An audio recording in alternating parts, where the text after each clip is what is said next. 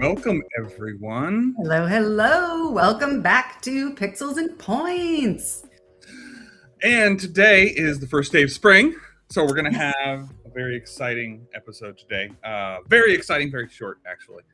It's just going to be our top picks and tips and ideas for spring heading forward into this year. I know everybody's probably, at least we are, it's a little bit of a lull at the beginning of the year, and March is when everybody's getting a little crazy. So Yep, everything ramps up. So we're doing a little spring cleaning before everything hits hard and all those campaigns start rolling in. So just kind of how we clean up our campaigns and how we kind of optimize and make sure everything's running the best it can. Yeah, some stuff we've been doing over the past few months just to keep everything ready for this year and make sure we started the year on a good foot.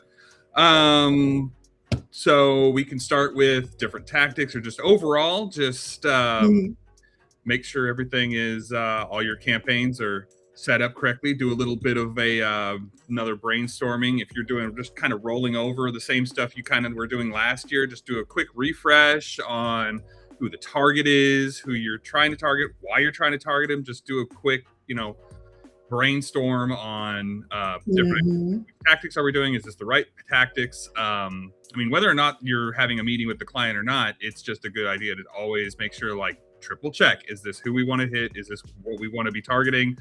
Like if you're doing some behavioral targeting and programmatic, just make sure that that'll align still with your profile. That kind of stuff. But right. And as the year goes on, like as you're copying campaigns over and over and over, you are optimizing throughout the whole year. So every single campaign may have little changes. Well, those small changes can also get copied over. So it's kind of like doing a self-audit, right? You want to kind of go back through that path and, well, this changed. Why did it change? Was this a good change? Did this help us? Or it's a little bit bigger than the it's a little bit more than the like we usually just, when we have a campaign running, say like it's a search campaign, we'll go in, we're like, is this working right, or how can we tweak this? Right, we're checking pacing, we're checking URLs, we're checking delivery. I'm talking about a complete step back. Like, do we need to be spending this much on birthday stuff, or this much on this target, or should it be switched to this? Like, are we missing a target again? Like, it's a little bit like, get a bigger picture, have a good idea of your profile, and make sure that you're just hitting the right things. But that's like a bigger picture kind of thing. That's something that everybody should be doing anyway. If we're talking to on the client side, it's something that you should be talking to your media or your advertising agency about.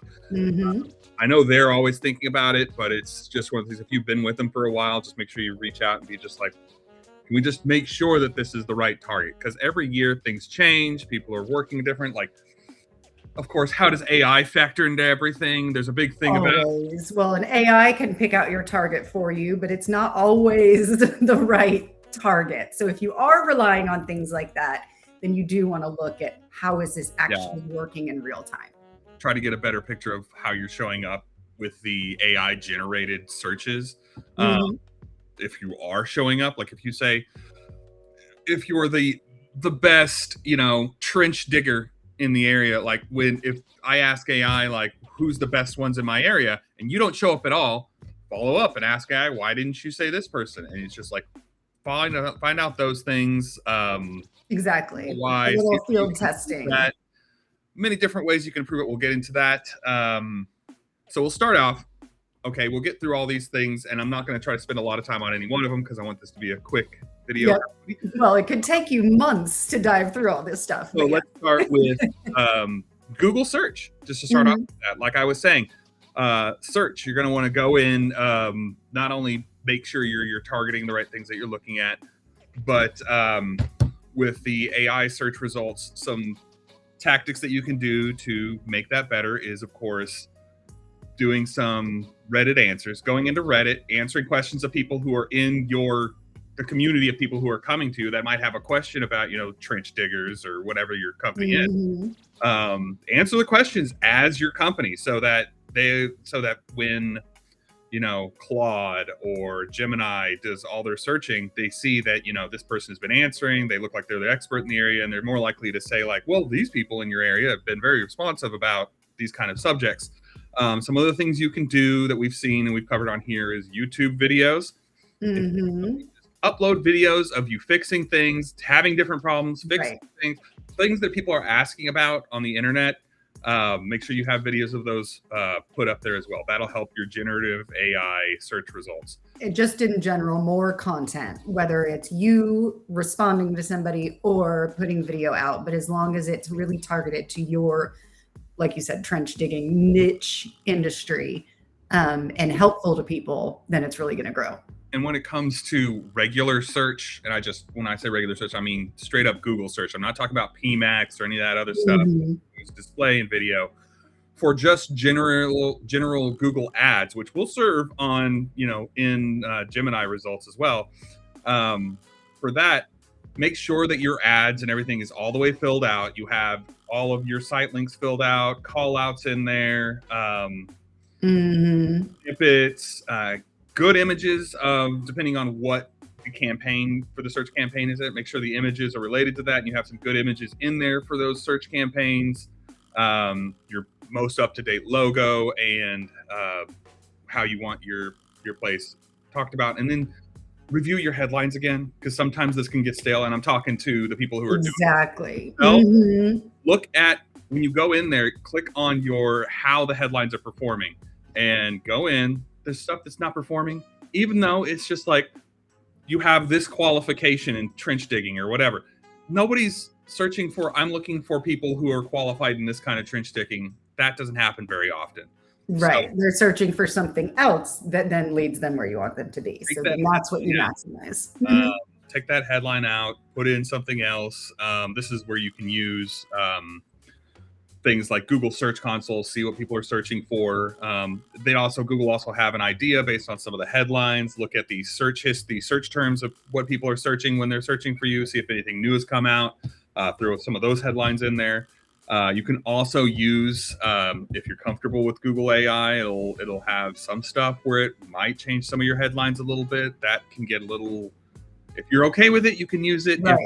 Always double check and make sure you have control. Yeah. Those are options that can improve performance.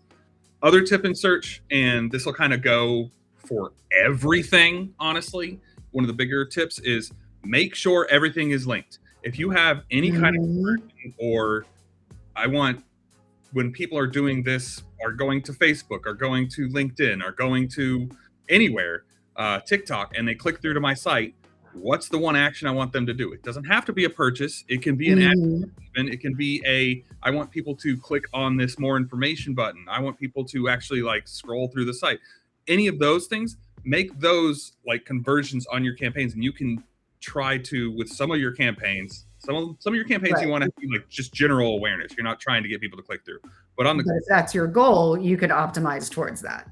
You need to make sure you're optimized, and this includes having your pixel on your site hooked up correctly. If you have a CRM, it's just get hooked up correctly in that kind of a thing. So that can be a little stressful for people. I know that, and it can be but it is part of that spring cleaning. If you get your house in order, then you've got everything, the base laid out. Then the rest of it to take the time. Why are none of these people? Why is it not optimizing to the right stuff? Well, you need to set it up firsthand in Meta and TikTok, and some of them will optimize towards, they'll automatically pull events from your page. But if it doesn't pull that specific event that you're looking for, you're going to need to go in and tag that button, that whatever it is, with a event on Google Analytics or on the Meta data set to make sure it's hitting the right things. So it's just going through, spending the time, making sure everything's cleaned up, and it's all, all of your events and everything that you're trying to target to are targeting the right people. Exactly. And same on the programmatic side, right? You want to make sure all your targeting is set up correctly. You can look at creative performance, and see what's running best. Obviously, you can look at how your YouTube campaigns are set up and what creative you have running in there, to make sure that everything's firing to the right audience, right? Another thing I always would check as far as OTT campaigns is you want to see what deals you were running on and what inventory you got from those deals. So as you look through, you say, well, I've got this great deal that seems to perform well with Disney Hulu, but it turns out everything was running on Disney, nothing on Hulu, and it was an adult liquor audience, something like that. That's where you want to make sure everything's optimized and running correctly. So it's taking that one extra step and doing that extra deep dive. And then obviously seeing how things run. Maybe you got a ton of great live sports inventory and it's March Madness. Well, make a note next year, let's set aside extra money so we can capitalize on that live sports inventory again. Oh, definitely. Keep your ear out. Maybe do a little bit of forecasting, seeing what live sports are going to come up, and see if exactly. And if that deal works with live sports, then you're good to go. And it's really more of curating the partners you're going to work with versus a broadcast TV. You already know you've got your big 4 stations you're going to work with. Here, it's sky's the limit. say you were a sports bar or something, a sports thing. Like, reach out to your ad agency or something like that and be like, can y'all make sure we're going to be in like sports specials this year? Because live sports is where a lot of the audience is. So if you're wanting to hit people on any kind of broadcast things, you need to make sure you're including live sports and all of that. Oh, absolutely. As far as, well, now we're going off the rails, but as far as a broadcast perspective with spring cleaning, you definitely want to know what's going on in the market, who the biggest advertisers are, get some competitive information, and then obviously any big sports, live specials, and who's got the best news, the highest ratings. I don't think this talk is going to stay on the rails. No, we're not. we're gardening here. As we see the weeds, we're pulling at them. And that's basically what this is as you see things come up, and kind of like you were talking about with the programmatic, if look at your domains, look at that kind of stuff, especially for display. When you're seeing that, always creep in, clean up your blacklists, add more to blacklists. Find all the solitaire apps you can and add them to the block list. Refresh your whitelist. See what other whitelists and branding opportunity, not brand safety opportunities are available, and if it makes sense. Like this is coming from kind of a deeper media perspective for the other media buyers out there. But, that's it's one of the things you can do. Think to go to social media. Some of the stuff we'd already talked about with getting everything LinkedIn. If you're trying to target somebody, do that.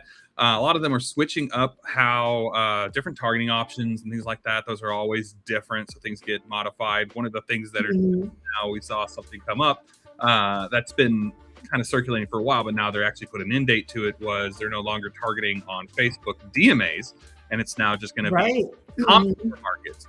So if you're buying that, make sure you get a ComScore map. See how it's different from your DMA map and see if it's going to affect especially if you're kind of on the outer layer right in between 2 DMAs. You may be in a whole new marketing area. As far as they are concerned. For the most part, it's pretty dissimilar, but it's take a look at the map, make sure that it's what you want to be in. But other than that, things are always changing in the social media, including LinkedIn has new tactics, of course, from last year, the OTT stuff. Everybody's pushing out some new stuff.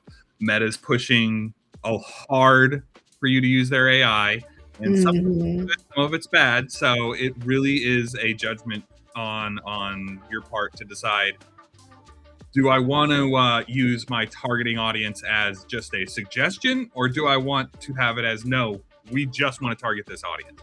So like the behavioral stuff, they're moving away from being able to select what behavioral audience you want, and they just want you to write in like who I'm trying to target, and their AI program is going to try to figure it out. But every time I have tested that, it's a little too generic, or there's so much of this targeting is so niche, right? And you almost have to, that's the fun of it, is digging through and finding that very specific audience. And the AI is just it's painting with too general of a brush. It's how much do you want to give their AI the brush, and you have to realize when you let their AI do it, it's going to err on the side of, I want to spend their money. So that's right. I find the audiences are too big usually. You have to add in some limitations to it. Okay. I think that is the broadest area. Is there anything I'm missing, Susan?